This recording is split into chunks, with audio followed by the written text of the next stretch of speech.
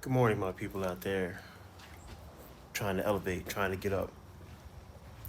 It's been a minute since I've been on, taking time to go to school. Let's talk about that.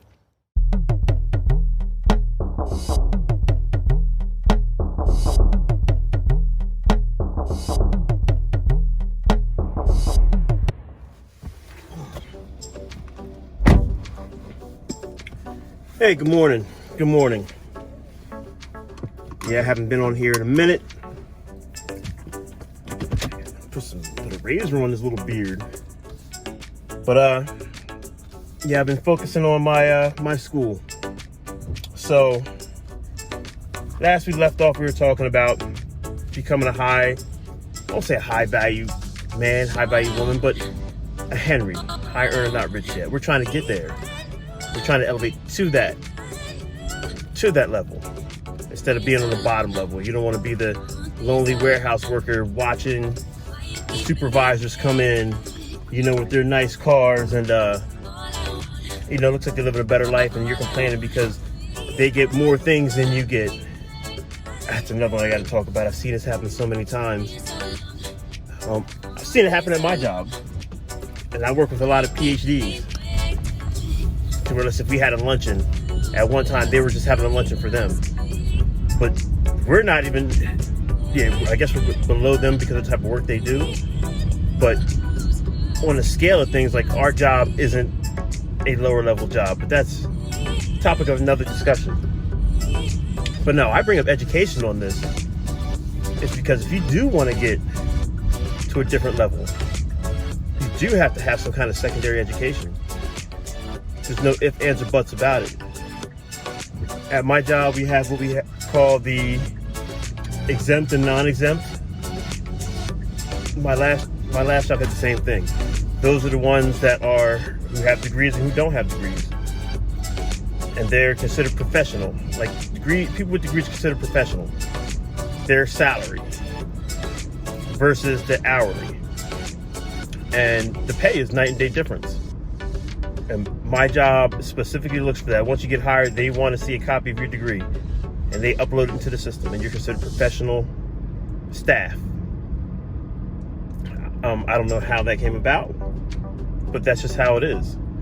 But that's a separation on, I guess people who have degrees and people who don't. Some people try to say that it really shouldn't matter, but it does. It does. And the fact that it shouldn't matter means, even though it does, the fact that it shouldn't matter, it does matter. That's just point blank. It does matter. And if you do want to get better, you want to find a profession, not a job, not a gig, because it's a huge difference between a job and a profession. Jobs are run of the mill. You can go get a job any day. You can go work for, I don't want to put anything down, but just say work for UPS. You can have a seasonal job. A profession is one of the, let's say the 7 mainly spoke about professions out there. Like if you want to say doctor, lawyer, and we're talking, those are upper level. But then again, look at STEM, science, technology, engineering, and math. Or science, technology, engineering, art, and math. They made it STEAM now. But you do want to try to get some kind of education in a reputable job or skill. Don't just go just to get a degree. Don't just go and get a liberal arts degree, a criminal justice degree, a criminal justice degree. Oh, I said that. A sociology degree. Those basic degrees don't mean crap. And I'll say that because I have one of them. And that's why I'm going back to school and I'm working on my graduate degree in information technology, in that realm. And I'm halfway through. That's why I can talk about those liberal arts degrees like that, because I have one. And I'm in a position where I'm at because the military helped me, number one, so don't be afraid to go that route. That helped me out a lot with my skill set. And number two, I was just pushing. You know, I kind of set myself up, but it was a hard journey. But you need to separate yourself from, I don't want to say the haves and have-nots, but you have to separate yourself from those who are around you. They say you are the company you keep. You know, so the top 4 people that you're around, most likely you're in the same boat they're in. You know, so that's one thing you definitely have to focus on, some kind of secondary education. And focus on, especially when you're young. Especially when you're super young. You're in your 20s, you can kill it. If you max out an IRA right now, if you're 25, you max out an IRA until you're about 40. When you retire, you'll have over $1 million something in the bank. And that's if you stopped at 30 something. But that's a topic for another session. But no, get that education. And there are ways you can get it.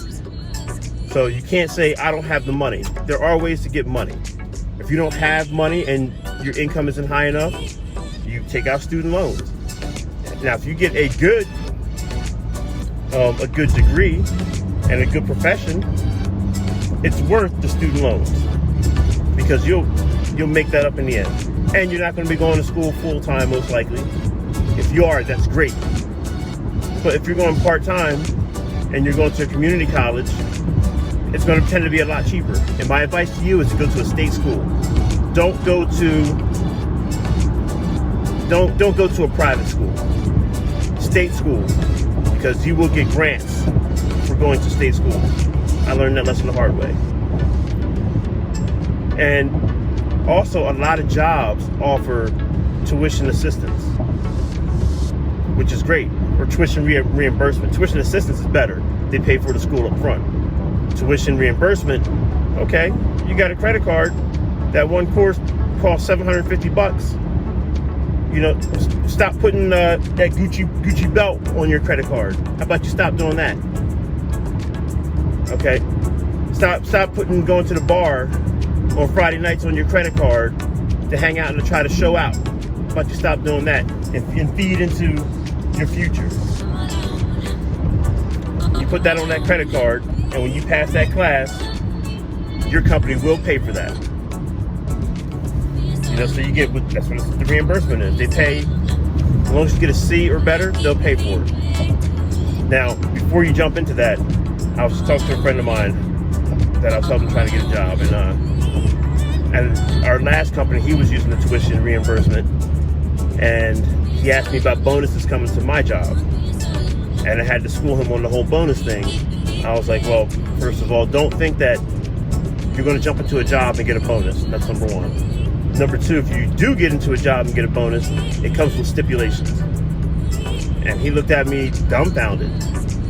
So I was like, think of it like this. When you worked at our previous employer, I'm trying not to put their name out there. When you worked at our previous employer, and you left, what happened to the obligation that you had with them doing the tuition reimbursement? Is, oh, when I left, I owed them $9,000. Oh, you owed them $9,000. Why? Or what was the obligation on it? And it's every time he took a course, so it's not even up to the degree. So every time he took a course, he owed them, it was like 6 months to a year of time working there. And that's their way of getting something out of you. That's like the same thing with a bonus. You're not going to get a $20,000 bonus and stay there for 2 months and leave. You can job hop that way. You can make a salary that way. It doesn't work like that. If they offer you a sign-on bonus, that sign-on bonus has it to where, okay, I'm going to stay here for 2 years. Or they're going to break that $20,000 up over the course of time. Same thing happens with the military. People that get these bonuses going into the military, there might be a $50,000 bonus. Most of the time, when you get the bonus, it's either broken up through your contract, if you're enlisted, or if it's a lump sum, you're going to have an active duty service agreement for a specified period of time. It could be 4 years. But that's what I wanted to explain to you guys about education. Get some kind of secondary education. And you know what? And if you're trying to get a better job, even if you start school and you don't finish it, if you show that you're going to school for something, let's say if you're going to school for accounting, and you're trying to get hired as an accountant, you might be able to get a job as a lower level accountant or working in accounts payable. You know, just for the fact that you're going to school for it, because they have faith in you.